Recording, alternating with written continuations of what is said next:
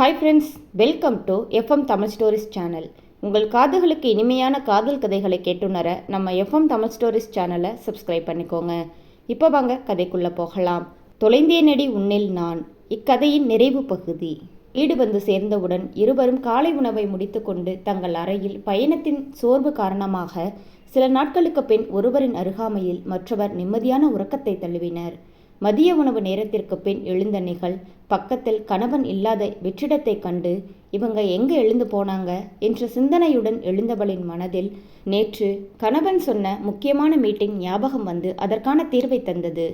அதன்பின் மதிய உணவை முடித்துக்கொண்டு கணவனின் வருகைக்காக காத்திருந்தவளின் பொறுமையை சோதிப்பது போல் இரவு 10 மணிக்கு தான் துருவன் வீடு வந்து சேர்ந்தான். வந்ததும் வராததுமாக மனைவியை துரிதப்படுத்தி சீக்கிரம் கிளம்பு, ஒரு முக்கியமான இடத்திற்கு போகணும் என்றதும் கணவனின் முகத்தில் இருந்த பதட்டத்தில் அதுவரை பிடித்து வைத்திருந்த கோபத்தை எல்லாம் தூர எறிந்தவள், என்ன ஆச்சுங்க, இந்த நேரத்தில் எங்கே போகணும் என்ற மனைவியின் தவிப்பான கேள்விக்கு, business come family get together party குட்டிமா, திடீர்னு தான் ஃபிக்ஸ் ஆச்சு என்று சொல்லி முடித்து அங்கிருந்து கிளம்ப போனவன் மறுபடியும் யூடேன் எடுத்து நிகழிடம் வந்து, சேலை கட்டிக்கிட்டு ரெடி ஆகுடா, ஃபேமிலி கெட் டுகெதரில் அதான் என்றவனின் பேச்சில் அரண்ட நிகழ் அடுத்து வாய் திறக்கும் முன் துருவன் அங்கிருந்து சென்றிருந்தான். பீரோவில் இருந்து துருவன் வாங்கி குவித்திருந்த புடவைகளில் இருந்து ஒரு புது புடவையை தேர்ந்தெடுத்தவளுக்கு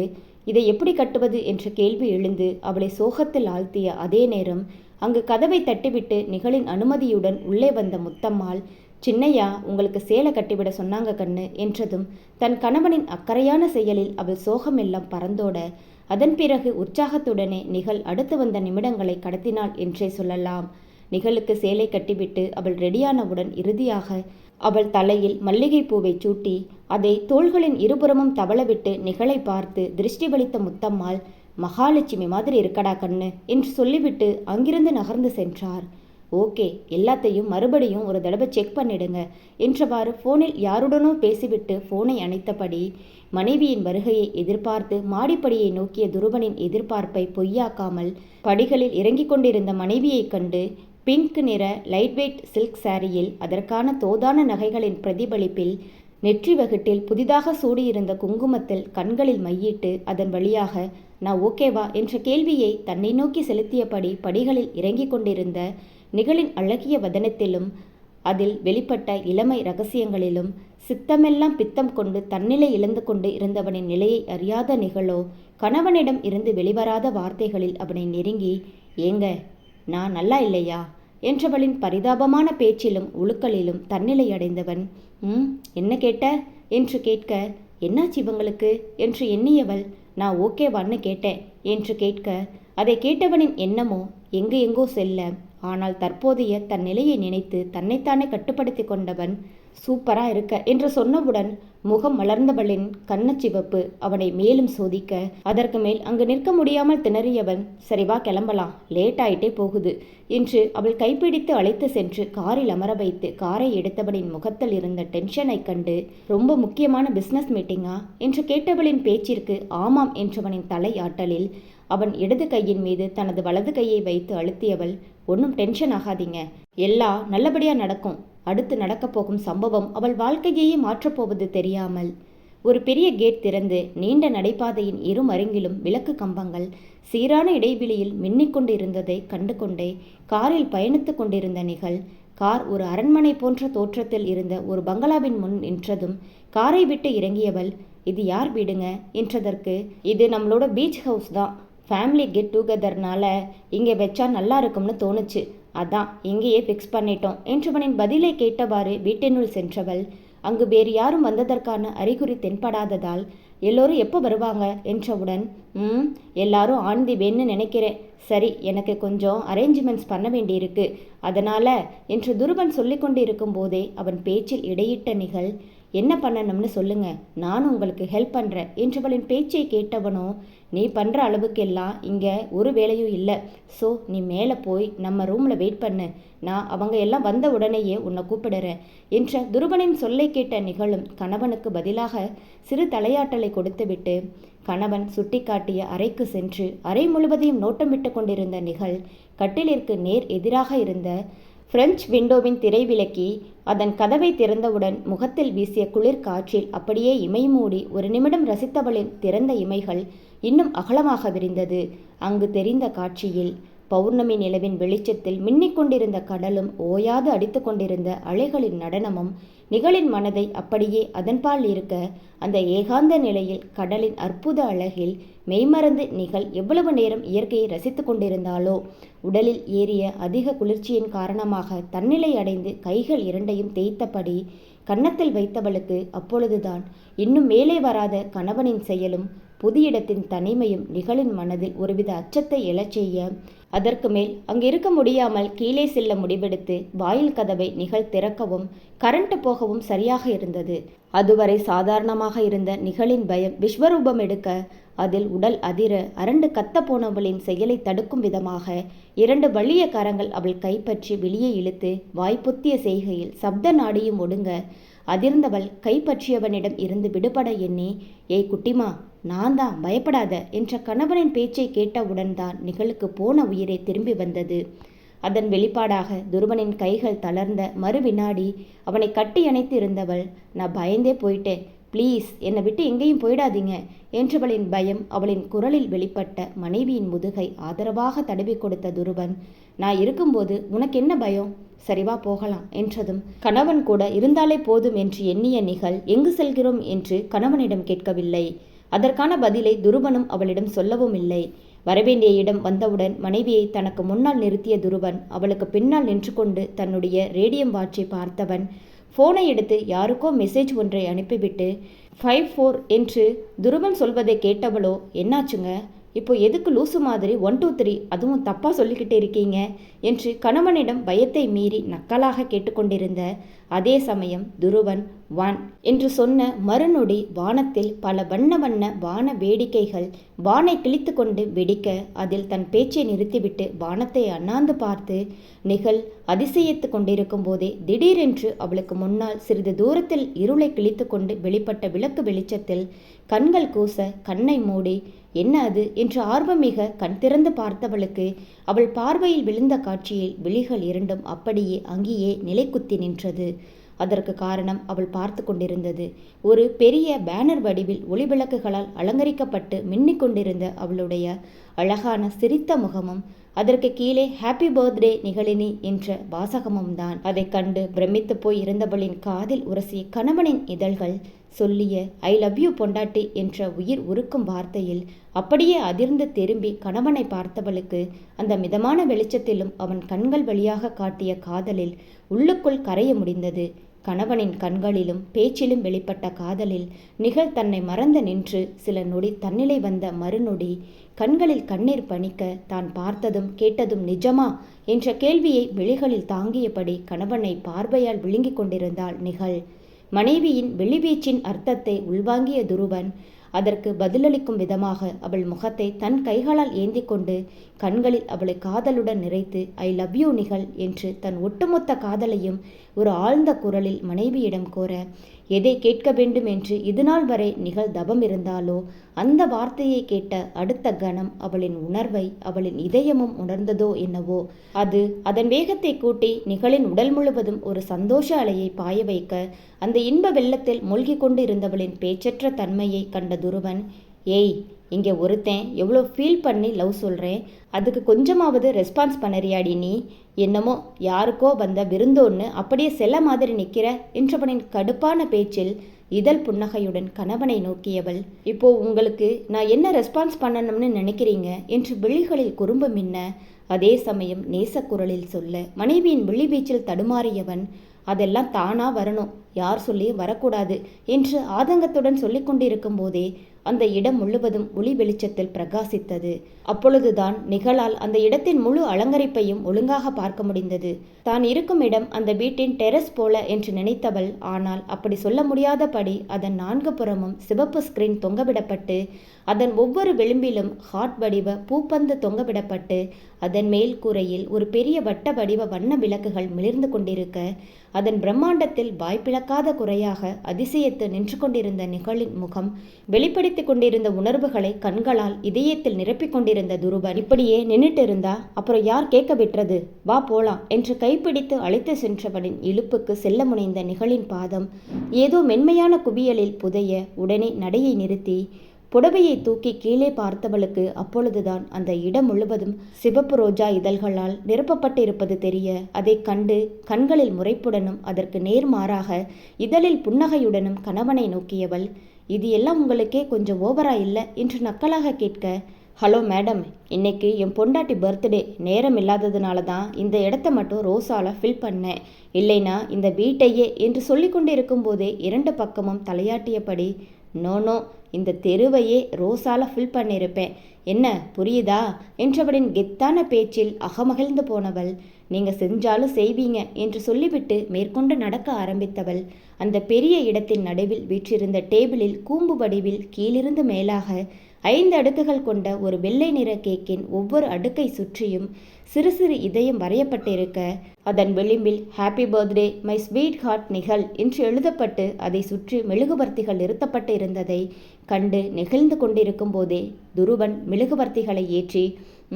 உன் பர்த்டே விஷ் சொல்லி கேண்டிலை ஊது என்று சொல்ல, கணவன் சொல்படி விஷ் பண்ணி கேண்டிலை அணைத்தவள் கேக்கை வெட்டி ஒரு சிறு துண்டை எடுத்து கணவனுக்கு ஊட்டப்போக,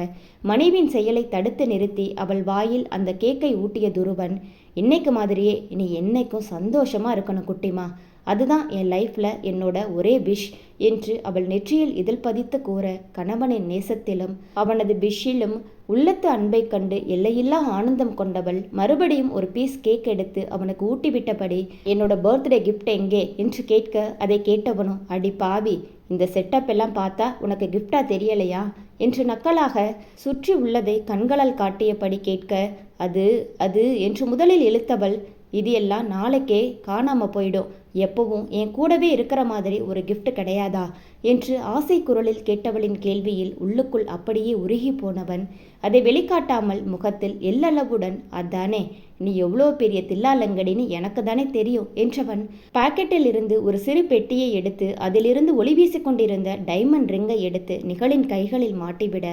அதன் அழகை கண்டு மயங்கிய நிகழ், சூப்பரா இருக்குதுங்க, ஆனா என்று இழுக்க, அதை கேட்டுக்கொண்டு இருந்தவனோ, ஆனான்னா என்னடி என்று கேட்க, இல்லை இந்த படத்தில் வர்ற மாதிரி நீங்கள் கொஞ்சம் மண்டியிட்டு இதை எனக்கு போட்டு விட்டு இருக்கலாம், இட்ஸ் ஓகே நான் அட்ஜஸ்ட் பண்ணிக்கிறேன் என்றவளின் பெருந்தன்மையான பேச்சை கேட்ட துருவன் அடிங் என்று அவளை பிடிக்க துரத்த, அதை கண்டு ஓடியவள், இப்போ எதுக்கு டென்ஷன் ஆகுறீங்க, நான் என்ன ஊரில் உலகத்தில் நடக்காததையா கேட்டுட்டேன், ஏதோ உங்கள் வாழ்க்கையிலேயே இன்னைக்கு தான் கொஞ்சம் மூளையை யூஸ் பண்ணி உருப்படியாக ஒரு விஷயம் செஞ்சுருக்கீங்க,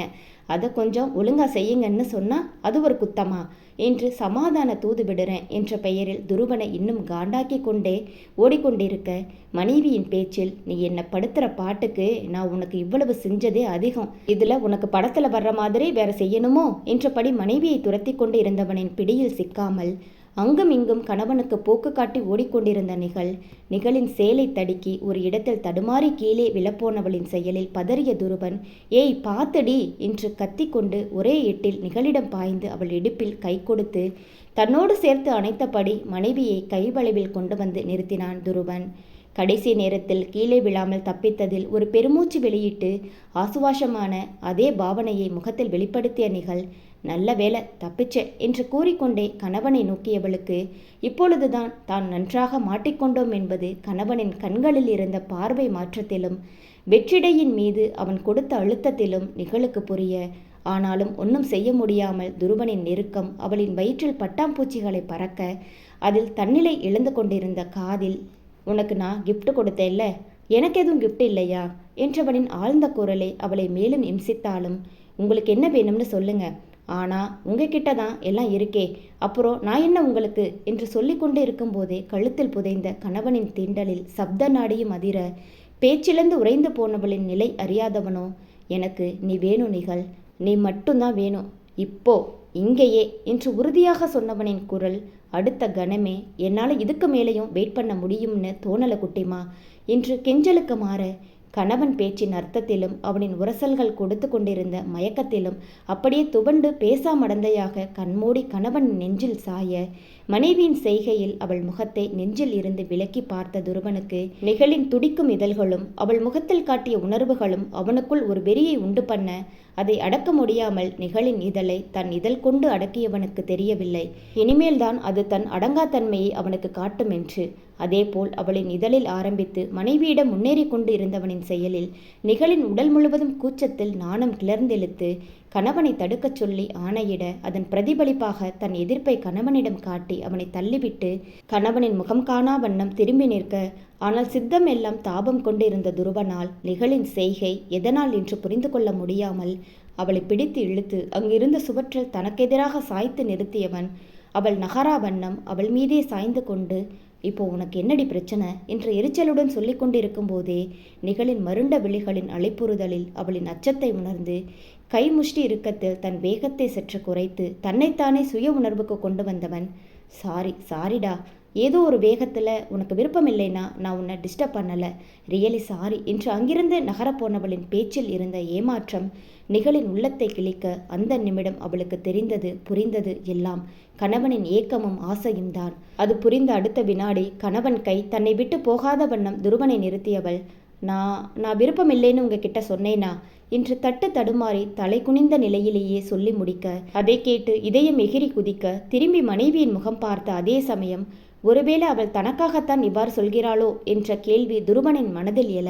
இல்லடா, நீ எனக்காக எல்லாம் உன் விருப்பம் இல்லாத எதையும் செய்ய வேண்டாம் என்று அழுத்தம் திருத்தமாக சொன்ன துருவன் கணவனின் பேச்சை சொல்லாமல் சொன்னது இந்த முடிவு தனக்கானது என்று கணவனின் புரிதலில் எங்கிருந்துதான் நிகழுக்கு அவ்வளவு தைரியம் வந்ததோ கணவனை நெருங்கி அவன் தோளில் 2 கைகளையும் அழுத்தி எம்பி அவன் இதழில் தன் இதழை பட்டும் படாமலும்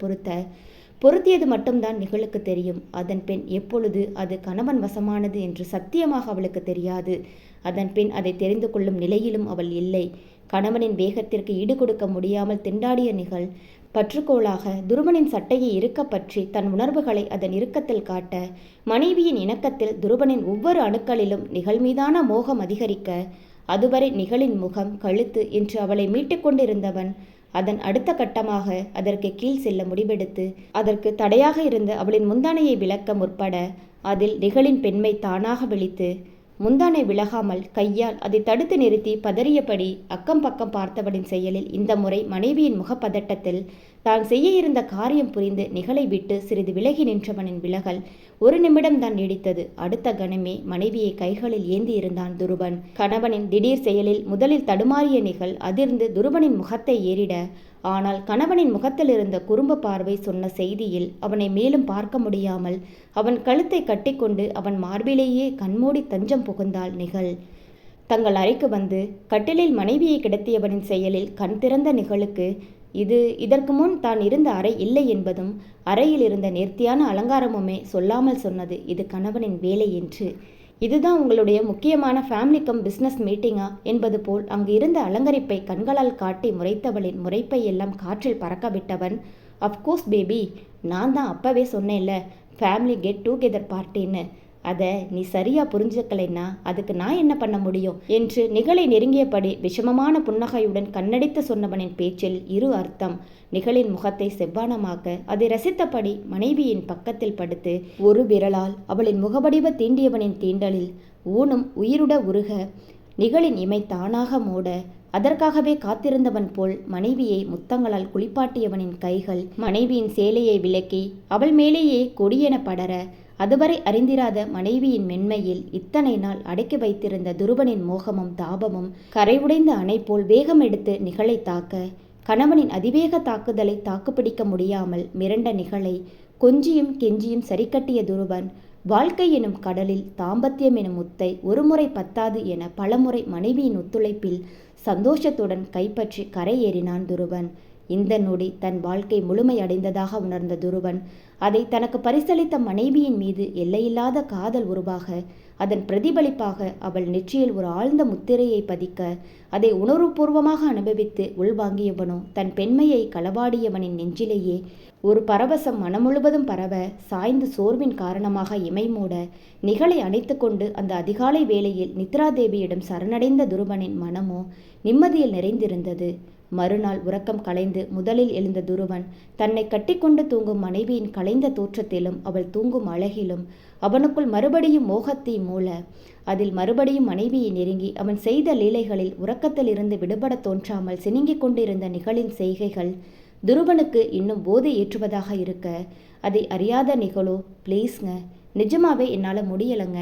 ரொம்ப டயர்டாக இருக்கு என்றவளின் கெஞ்சல் மொழியும் அவளின் முகமும் அதை பிரதிபலிக்கும்படி களைப்புடன் இருந்ததால், இதுக்கே இப்படி சொன்னா எப்படி என்று அதிகார குரலில் கூறியவன், சரி சரி, இன்னைக்கு ஃபஸ்ட் டேன்றதுனால இத்தோட விடுறேன், இனிமே டெய்லி ஃபுல் டே இந்த மாதிரி ஒர்க் அவுட் பண்ணாதான் ஒரு வருஷ இடைவெளியை நம்மளால் சரி பண்ண முடியும். So be ready for that baby என்றவனின் பேச்சை கேட்டவளோ தூக்கம் பறந்தோட,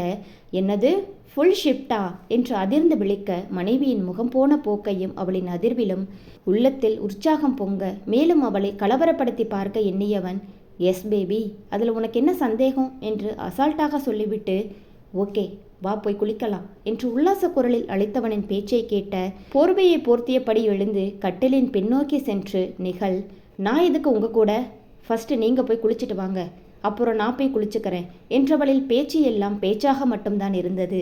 ஏனென்றால் அவள் கணவன் அவள் சொல்லி முடிக்கும் முன்னே அவளை தூக்கி கொண்டு குளியலறை சென்றிருந்தான். அந்த வாரம் முழுவதும் அங்கேயே ஈருடல் ஓர் உயிர் என வாழ்ந்த நாட்களை தங்கள் வாழ்க்கையின் மறக்க முடியாத நாட்களாக மாற்றியிருந்தனர் துருவனும் நிகழும். அங்கிருந்து புறப்பட்டு நேராக பூஞ்சோலை சென்றனர். பிராஜ் ஷண்மு நிச்சயதார்த்தத்திற்காக ஒரு சுப முகூர்த்த நாளில் அவர்கள் இருவரின் கல்யாண நாள் குறிக்கப்பட அதை நினைத்து அனைவரும் அங்கிருந்து சந்தோஷத்துடன் வீடு திரும்பினர் என்றால், ஒருவன் மட்டும் அதற்கு நேர்மாறாக காரில் துருவனுடன் புலம்பிக் கொண்டே வந்தான். ஏண்டா உனக்கு மட்டும் ஒரு வாரத்தில் கல்யாணம் பண்ணாங்க, எனக்கு மட்டும் ஏண்டா ஒரு மாதம் கழிச்சு பண்ணுறீங்க என்றவனின் புலம்பலை கேட்டு நிகழ் வாயுக்குள் சிரித்தாள் என்றால், கோதையோ அதுக்கு என்னடா பண்ணுறது, யார் யாருக்கு என்ன நடக்கணுமோ அதுதானே நடக்கும் என நக்கலாக கூற,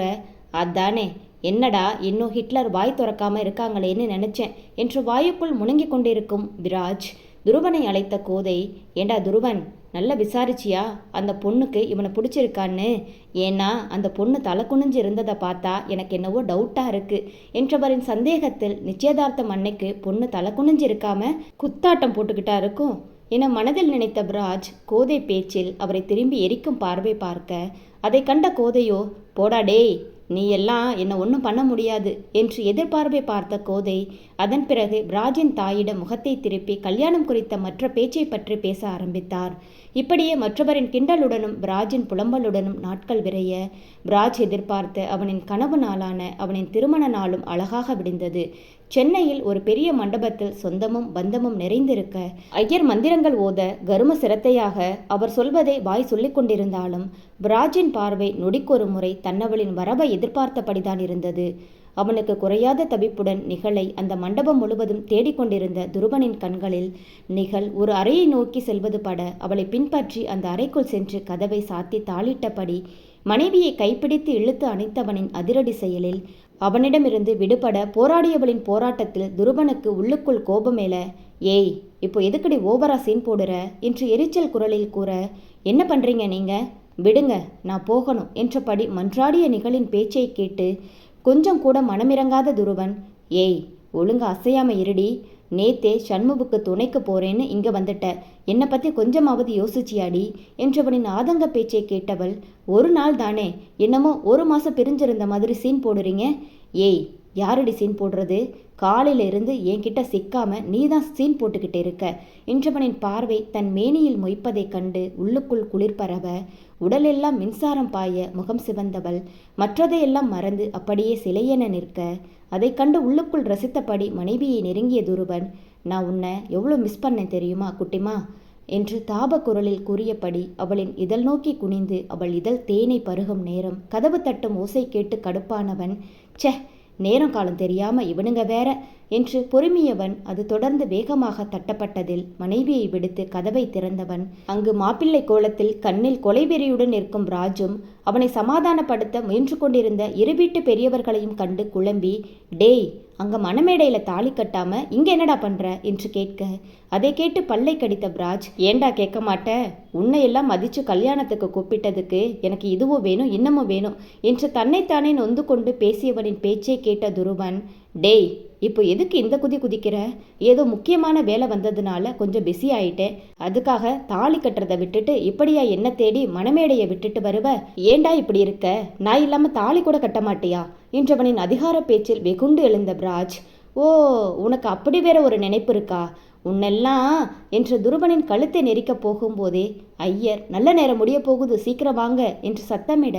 அதில் ஆரம்பித்த செயலை பாதியிலேயே விட்டுவிட்டு உள் அறைக்குள் செல்ல போனவன் நிகழை கண்டு, ஏமா, ஏன் நல்லா தானே இருந்த, நீயுமா என்று கேட்டுவிட்டு உள்ளே செல்ல, அப்பொழுதுதான் தான் இங்கு மணப்பெண்ணை அழைத்து வர வந்தது நிகழுக்கு மண்டையில் உரைக்க, தான் செய்த காரியத்தில் தன்னைத்தானே தலையில் கொட்டி கொண்டவள் தனது இந்த நிலைக்கு காரணமான கணவனை முறைக்க, இப்போ எதுக்குடி நீயும் அவன் கூட சேர்ந்து என்ன முறைக்கிற என்று சொல்லிக்கொண்டு இருக்கும்போதே அங்கு சண்முகுடன் வந்த பிராஜ், என்னது எதுக்கா? அங்கே பொண்ணை காணும்னு ஊரே அலறிக்கிட்டு இருக்கு, ஆனால் நீ என்று அடுத்த வார்த்தை சொல்ல முடியாமல் வார்த்தைகளை கடித்து துப்பியவனின் பேச்சை கேட்டு அசடு வழிந்த துருவன், சரி சரி விடுடா என்று அவன் தோள் தொட்டு சமாதானப்படுத்த முயல, துருவனின் சமாதானத்தில் அவன் கையை தட்டிவிட்டவனோ, டேய், நான் உன்னை கூட மன்னிச்சிடுவேண்டா, ஆனா உன் பாட்டி செஞ்ச காரியத்துக்கு அவங்கள என்று குமுறியபடி கை விரல்களை அடக்கி கோபத்தை கட்டுப்படுத்தினான் பிராஜ் கோதையை பற்றி பேசிய பேச்சை கேட்ட துருவன், டேய், சும்மா இருக்கிற அவங்கள எதுக்கடா இதில் இழுக்கிற? அவங்க என்னடா செஞ்சாங்க என்று கேட்டதும் தான் தாமதம். என்னது சும்மா இருக்கிறவங்களா? டேய், என் வாயை கிளறாத, சொல்லிட்டேன். அவங்க என்ன செஞ்சாங்கன்னு தெரியுமாடா? பொண்ணை காணோம்னு சொன்னவுடன் எல்லோரும் அறக்க பறக்க பொண்ணை தேடுறாங்க. ஆனால் உங்கள் பாட்டி என்று பற்களை கடித்தவனின் செயலில் அங்கு அவனுக்கு பின் நின்று கொண்டிருந்த பாட்டியின் மீது துருவனின் பார்வை செல்ல, அதை எதிர்கொண்ட கோதையோ இரு தோள்களையும் தூக்கி இறக்கி எனக்கு எதுவும் தெரியாது என்பது போல் செய்கை செய்து முகத்தை அப்பாவியாக பேரனிடம் காட்ட, அதற்குள் துருவனின் பார்வை பின்பற்றி கோதையின் மீது பார்வையை பதித்த பிராஜின் கண்களில் கோதையின் பாவனைகள் தப்பாமல் விழ அதில் மேலும் உள்ளுக்குள் கொதித்து எழுந்தவன், டேய், அங்கே என்னடா பார்வை? இங்கே ஏன் கிட்ட கேளுடா, என்ன செஞ்சாங்கன்னு என்ற நண்பனின் பேச்சில் அவனை ஏறிட்டவன், சொல்லிதான் தொலையேண்டா, அப்படி என்ன அவங்க பண்ணாங்க? பொண்ணை காணோம்னு எல்லாரும் பதச்சு நின்றுட்டு இருந்தா உங்கள் பாட்டி ரொம்ப கூலா, எனக்கு அப்போவே தெரியும் இப்படி நடக்கும்னு. எனக்கு என்னமோ பொண்ணுக்கு இந்த கல்யாணத்தில் இஷ்டம் இல்லைன்னு நினைக்கிறேன். அதான் இங்கேருந்து எஸ்கேப் ஆயிட்டாலோ என்று ஒரு திரிய கொளுத்தி என் பேரண்ட்ஸ் கிட்டையும் என் மாமனார் வீட்டினர்கிட்டையும் சொல்ல, அதை கேட்ட எங்கள் அப்பாவும் அம்மாவும் கூட அதுதான் உண்மையாடா அப்படின்ற மாதிரி என்னை ஒரு மாதிரி பார்க்குறாங்க என்றவனின் பரிதாப பேச்சை கேட்ட துருவனுக்கு வந்த சிரிப்பை அடக்க முடியாமல் வாய்விட்டு சிரிக்க, பிராஜின் பேச்சை கேட்ட கோதையோ, டேய், கல்யாணத்தில் கொஞ்சம் டென்ஷன் இருந்தாதாண்டா அந்த கல்யாணமே களை கட்டும். உனக்காக நான் எவ்வளோ பெரிய நல்ல விஷயம் செஞ்சுருக்கேன், அது புரியாமல் இன்னும் சின்ன பிள்ளைத்தனமா என் பேரக்கிட்ட என்னை பற்றி கம்ப்ளைண்ட் பண்ணிக்கிட்டு இருக்க என்றவரின் பேச்சை கேட்டு அவரிடம் பாய போனவனை தடுக்கும் விதமாக ஐயர் மறுபடியும் மணமக்களை மணமேடைக்கு கூப்பிட, இவன் வேற இதோ வரமியா என்று கத்திய பிராஜ், உன்னையும் உன் அருமை பாட்டியையும் அப்புறம் வந்து வச்சுக்கிறேண்டா என்றபடி சண்முகுடன் மணிமேடைக்கு சென்று அமர, ஒரு வழியாக பிராஜ் சண்மு திருமணம் ஆர்ப்பாட்டமும் கோலாகலமுமாக மிக சிறப்பாக முடிந்தது. பெரியவர்கள் ஒவ்வொரிடமும் ஆசி வாங்கி கொண்டிருந்த தம்பதியர்கள் கோதை தம்பதியினரிடமும் வந்து அவர் காலை நோக்கி குனியும் போது பிராஜ் அவரை முறைத்து கொண்டு குனிய அவனை ஆசீர்வதித்து எழுப்பிய கோதை, இனிமேலாவது நல்ல புத்தியோடு குடும்பம் நடத்தி நல்ல பேர் வாங்கு என்று வாழ்த்த, அதை கேட்டவனோ அவரை கண்களால் எரிக்க, அப்பொழுது அங்கு வந்த சண்முவின் அப்பா, மாப்பிள்ள, இவங்க மட்டும்தான் உங்களை பற்றி நல்ல விதமாக சொல்லலைன்னா கண்டிப்பாக நாங்கள் ஒரு நல்ல மருமகனை இழந்திருப்போம். அதுக்கு நாங்களும் நீங்களும் இவங்களுக்கு தான் காலம் பூரா நன்றி சொல்லணும் என்று நிகழ்ச்சி குரலில் கூற, இது எப்போ நடந்தது என்பது போல கோதையை அதிர்ச்சியாக பார்த்த பிராஜ் அதை கண்டுகொள்ளாமல் சண்முவின் கைப்பிடித்த கோதை, நிஜமாவே இவன் கிடைக்க நீ ரொம்ப கொடுத்து வச்சிருக்கணுமா? ஏன்னா துருவனை விட இவன் ரொம்ப பொறுப்பானவன், பாசமானவன் என்று மனதார கூற, அதை கேட்டு பிராஜ் அவரை கட்டிக்கொண்டு சாரி பாட்டி என்று பாசமலை பொழிய, டேய், போதுண்டா, ஓவரா சீன் போடாத, இது உனக்கு செட் ஆகலை என்று அதட்டினாலும் அவனை அணைத்து கொள்ள மறக்கவில்லை கோதை. கண்ணாடி ஜன்னலின் வழியாக வெளியில் கொட்டி கொண்டிருந்த பனிமலையை ரசித்து கொண்டிருந்த மனைவியை பின்னாலிருந்து அணைத்த துருவனின் செயலில் நிகழ் திரும்பாவிட்டாலும் அவனின் கதகதப்பு வேண்டி அவனுடன் நன்றாக ஒன்றியபடியே நின்றாள். என்ன பேபி அங்கே பார்த்துக்கிட்டே இருக்க என்றவனின் பேச்சை கேட்டவள், ஸ்னோ ரெயின் ரொம்ப அழகா இருக்குது இல்லைங்க என்றவளின் பேச்சை கேட்டவனோ, ஆமாம் ஆமாம் ரொம்ப அழகா இருக்கு என்று அவளின் மேனியில் கைகளை தவள விட்டபடி அதில் அவனை நோக்கி திரும்பி அவன் கையின் மீது பட்டென ஒரு அடி போட அதில் கையை உதறிய துருவன், ஏய் ராட்சசி, இப்போ எதுக்கடி என்ன அடிச்ச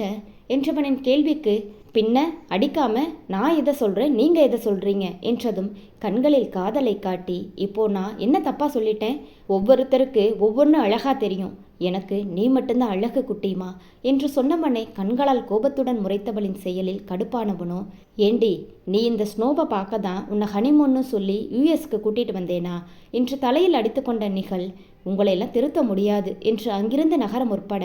அவளின் கைப்பற்றி அவளை தடுத்த துருவனின் செயலில், என்ன வேணும் உங்களுக்கு என்று கணவனின் தேவை அறிந்தும் அறியாதது போல் கேட்டவளின் கேள்வியில், ஏன் உனக்கு தெரியாதா என்று அவளிடையில் தவழ்ந்த கணவனின் கைகளை பற்றி அதன் முன்னேற்றத்தை தடுத்து நிறுத்தியவள், அதுக்கு முன்னாடி எனக்கு ஒன்று செஞ்சாகணும் என்றதும், அவ்வளவுதானே, சரி வா சொல்கிறேன் என்றபடி தன்னிடம் நெருங்கியவனின் நெஞ்சில் கை வைத்து அவனை பின்னுக்கு தள்ளியவள், நீங்கள் தினமும் இப்படி சொல்லிதான் ஆரம்பிப்பீங்க ஆனா என்று அதற்கு மேல் சொல்ல முடியாமல் அவள் முகம் செங்குழுந்தாக, சொல்லு, ஆனா என்ன என்று விஷம குரலில் கேட்டவனின் பேச்சில் மயங்கிய மனதை கட்டுப்படுத்தி கணவனை கண்களால் எரித்தவளின் முகம் சூடாவதில் அவள் தெரிந்து கொள்ள ஆசைப்படும் விஷயத்தின் வீரியம் புரிந்ததால், சரி சரி மலை ஏறாத, இப்போ உனக்கு என்ன தெரிஞ்சுக்கணும் கேளு என்றதும் முகத்தில் ஆர்வம் என்ன கணவனை நோக்கியவள், இல்லைங்க, என்னால் இப்போ கூட நீங்கள் என்னை விரும்புகிறேன்னு சொன்ன நாளையும் நீங்கள் சொன்ன வார்த்தைகளையும் நம்பவே முடியலை. திடீர்னு எப்படி அப்படி சொன்னீங்க என்றதற்கு மனைவியை அப்படியே தூக்கி பக்கத்தில் இருந்த டேபிளின் மீது அமர வைத்து அவளின் முகம் பார்த்தபடி நின்றவன், எல்லாம் உன்னால தான் என்றதும் அதை கேட்டவளோ, என்னது நானா, நான் என்ன பண்ணேன் என்றவளின் பேச்சில் அவளின் நெருங்கி நின்றவன், ஆமாம் நீதான் எல்லாத்தையும் செஞ்ச, நீ தெரிஞ்சு செஞ்சியா இல்லை தெரியாமல் செஞ்சியான்னு எல்லாம் எனக்கு தெரியாது குட்டிமா, ஆனால் யாருக்கும் அடங்காத என்ன உன்கிட்ட மண்டியிட வச்ச, இதோ இப்போ கூட உன்கிட்ட கெஞ்ச வச்சுக்கிட்டு இருக்க, அப்படி என்னடி செஞ்ச என்ன என்று கண்களில் நேசம் பொங்க கேட்டவனின் கேள்வி நிகழின் மனதில் குற்றால சாரலை தெளித்தாலும் அதற்கான விடை அவளுக்கே தெரியாது. கணவனுக்கு அவளால் எப்படி பதில் சொல்ல முடியும்? ஒன்றும் புரியாத பாவனையை முகத்தில் காட்டி கணவனையே பார்த்திருந்தாள் நிகழ். மனைவியின் முகம் வெளிப்படுத்திய பாவனைகளை உள்வாங்கிய துருவன், என்ன ஒன்றும் புரியலையா என்று துருவன் கேட்டவுடன் அவசர அவசரமாக தலையாட்டியவளின் தலையை களைத்து அவள் முகம் வருடியவன், சரியா சொல்லணும்னா என்னைக்கு நான் உன்னை முதலா உங்கள் ஊரில் பார்த்தேனோ அன்னைக்கே நீ எனக்குள்ள ஒரு பாதிப்பை உண்டு பண்ணேன்னு சொன்னா உன்னால் அதை நம்ப முடியுமா என்றவனின் பேச்சில் நிகழின் முகம் அதிர்ச்சியை பிரதிபலிக்க, என்னாலேயே அதை நம்பவும் முடியலை, ஒத்துக்கவும் முடியலை, அதனால தான் உன்னை பார்க்கும்போதெல்லாம் உன் மனசு நோக்கும்படி நடந்துக்கிட்டேன், அப்படியாவது நீ என்னை விட்டு விலகி இருப்பேன்னு நினச்சேன், ஆனால் என்னுடைய நினைப்பு எல்லாம் பொய்யாகிற மாதிரி நீயே எனக்கு பொண்டாட்டியா என் வாழ்க்கைக்குள்ள என் விருப்பம் இல்லாமல் வந்த, அப்போ கூட நான் உன்னை காதலிக்கலை, ஆனால் உன்னுடைய பேச்சா இல்லை அழுகையா குணமா எதுன்னு எனக்கு சொல்ல தெரியலை, ஆனால் ஏதோ ஒன்று என்னை எப்படியும் டிஸ்டர்ப் பண்ணி உன்னை பற்றி நினைக்க வச்சுக்கிட்டே இருந்தது. அந்த நேரத்தில் தான் நீ என்னை டிவோர்ஸ் பண்ணிட்டு போகிறேன்னு என்கிட்டயே தைரியமாக சொன்ன. அதை கேட்டு நான் நிஜமாவே சந்தோஷம்தான் பட்டிருக்கணும். ஆனால் நான் உன்கிட்ட நடந்துக்கிட்ட விதமே வேறையாக இருந்தது. அந்த நிமிஷம்தான் எனக்கு நீ எவ்வளவு முக்கியம்னு நானே என்னை உணர்ந்தேன். அதுக்கப்புறம் என் மனசை உன்கிட்ட வெளிப்படுத்த எனக்கு கொஞ்சம் டைம் தேவைப்பட்டது. அதனால தான் உடனே ஃபாரின் கிளம்பி போனேன். நான் திரும்பி வந்த உடனேயே நமக்குள்ளே இருந்த இடைவெளிகளை எல்லாம் முடிஞ்ச அளவுக்கு குறைக்க தான் ட்ரை பண்ணேன். ஆனால் மறுபடியும் நமக்குள்ள நீ அந்தஸ்து வேறுபாட்டை கொண்டு வந்து எனக்கு உன்னை பிடிக்கலைன்னு சண்டை போட்ட. இதுக்கு மேலேயும் என் மனசில் இருக்கிறத உன்கிட்ட சொல்லலைன்னா அதுக்கப்புறம் அதை எப்பவும் சொல்ல முடியாதுன்னு தான் என் மனசில் இருந்த எல்லாத்தையும் நான் உன்கிட்ட அன்னைக்கு வெளிப்படுத்தினேன். ஆனாலும் என்னால் உன்கிட்ட ஐ லவ் யூன்ற வார்த்தையை மட்டும் சொல்ல முடியலை. அதுக்கப்புறம் நான் ரொம்ப சந்தோஷமாக தான் உன் கூட வாழ்ந்தேன். ஆனால் நீ என் கூட அதே மாதிரி சந்தோஷமாக வாழ்றியா இல்லை அப்படி வாழ்கிற மாதிரி எனக்காக நடிக்கிறியான்னு எனக்குள்ளேயே ஒரு கேள்வி எழுந்து என்னை நிம்மதியாகவே வாழ விடலை. எனக்கு உள்ளுக்குள்ளே என்னோட சுயநலத்துக்காக உன்னோட சின்ன சின்ன ஆசையை கூட நான் நிறைவேற்றலையோன்னு ஒரு எண்ணம். அதுக்கப்புறம் எனக்குள்ளேயே பல போராட்டம். இறுதியாக உன்னோட சந்தோஷத்துக்காக என்னை நானே மாற்றிக்கணும்னு முடிவு பண்ணி அதை உன்கிட்ட வெளிப்படுத்த சமயம் பார்த்துக்கிட்டு இருக்கும்போது தான் நானே எதிர்பார்க்காத ஃபாரின் ட்ரிப்புக்கு நான் மறுபடியும் போக வேண்டிய சூழ்நிலை வந்தது. நான் ஊருக்கு திரும்பி வந்த உடனேயே உன்கிட்ட என் மனசில் இருக்கிறத சொல்லி உன் முகத்தில் உருவாகிற அந்த சந்தோஷத்தை பார்க்கணும்னு நினச்சேன். ஆனால் அதுக்குள்ளே பாட்டி எனக்கு கால் பண்ணி பேச்சு வாக்கில் இன்னும் 2 நாளில் உன்னோட பர்த்டேன்னு சொன்னாங்க. உடனே உன்னோட பிறந்த நாள் அன்னைக்கு தான் உன்கிட்ட என் காதலை சொல்லணும்னு முடிவு பண்ணி அவசரமாக இங்கே வந்து அதற்கான எல்லா ஏற்பாட்டையும் செய்தேன். அதற்கான பலனை இப்போ வரைக்கும் அனுபவிச்சுக்கிட்டே இருக்கேன் என்று சொல்லிக்கொண்டிருந்த கணவனின் பேச்சை அதுவரை இடையிடாமல் கேட்டபடி உள்ளுக்குள் அவனின் காதலின் ஆழத்தை கண்டு வியந்து கொண்டிருந்த நிகழ் அவன் சொல்லி முடித்த அடுத்த நொடி அவனை கட்டி அணைத்து ஐ லவ் யூ துருவன் என்று நேசம் பொங்கிய குரலில் கூற மனைவியின் வார்த்தையில் அப்படியே ஸ்தம்பித்து போன துருவன், ஏய், இப்போ என்ன சொன்ன என்று ஆர்வமிகு குரலில் கேட்க, வெட்கம் பிடுங்கி தின்ன முகத்தை கணவனிடமிருந்து மறைக்க போராடியவளின் போராட்டத்தை, ப்ளீஸ் குட்டிமா, ப்ளீஸ்டா, ஒரே ஒரு தடவை சொல்லு என்று கெஞ்சும் குரலில் கேட்க, இந்த முறை ஒவ்வொரு வார்த்தையையும் கணவனின் கண்களை காதலுடன் நோக்கியபடி, ஐ லவ் யூ துருவன் என்றவளின் இதழ் அடுத்த நிமிடம் கணவனிடம் சிறைப்பட்டிருந்தது. இருவரும் தங்கள் வாழ்க்கை பயணத்தை காதலின் துணை கொண்டு நிம்மதியாக வாழ ஆரம்பித்தனர். ஆனால் யாருடைய காதலில் யார் முதலில் விழுந்தது என்ற கேள்விக்கு மட்டும் இருவரிடமும் பதிலில்லை. ஆக மொத்தம் இருவருமே உனது காதலில் விழுந்தேன் நான் என்று மற்றவரிடம் ஒவ்வொரு நாளும் சொல்லிக்கொண்டு அல்ல அல்ல குறையாத ஆனந்தத்துடன் வாழ்ந்து கொண்டிருக்கின்றனர். அந்த காதல் எப்பொழுதும் அவர்களுடனே இருக்க வேண்டும் என்று நாமும் அவர்களை வாழ்த்தி விடைபெறுவோம் ஃப்ரெண்ட்ஸ். சுபம். இக்காதல் கதை இத்துடன் நிறைவு பெறுகிறது. இக்காதல் கதைக்கு நீங்கள் கொடுத்த ஆதரவிற்கு மிக்க நன்றி. அடுத்த கதை நம்ம சேனலில் கூடிய சீக்கிரம் வரும். ஸோ நம்ம சேனலை சப்ஸ்கிரைப் பண்ணி வச்சுக்கோங்க. அது மட்டும் இல்லாமல் புதிய கதைக்கு உங்களது ஆதரவை கண்டிப்பாக கொடுங்க. Thank you friends.